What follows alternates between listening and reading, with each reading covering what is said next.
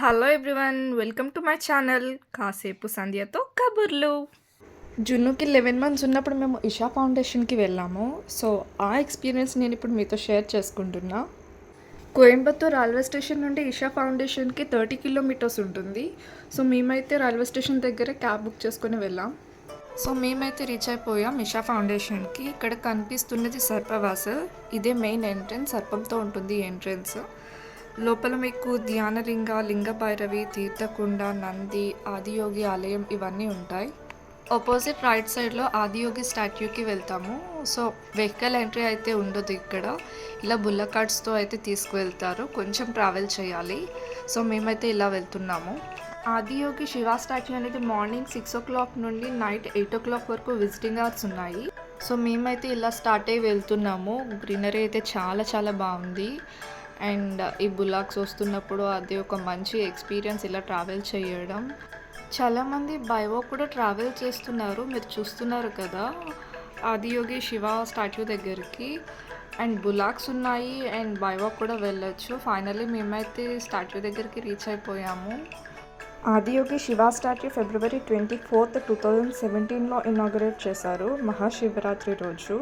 150 acresలో ఈ ప్లేస్ ఉంది. అసలు చూస్తుంటే ఎంత బాగుందో. మేము వెళ్ళేసరికి ఆఫ్టర్నూన్ టైం ఇది. సో ఎండ అయితే చాలా దారుణంగా ఉన్నది.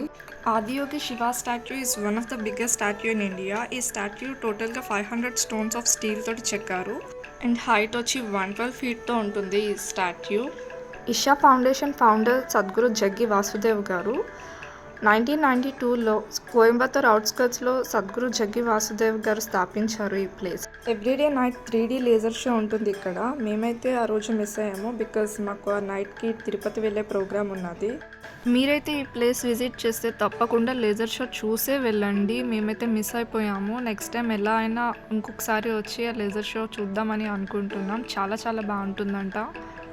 ఇక్కడ నైట్ స్టే చేద్దాం అనుకున్న వాళ్ళకి అకామిడేషన్ అవైలబిలిటీ ఉన్నది. కాటేజెస్ అనేది ఆన్లైన్లో బుక్ చేసుకోవాలి అండ్ ఫుడ్ కూడా ప్రొవైడ్ చేస్తారు.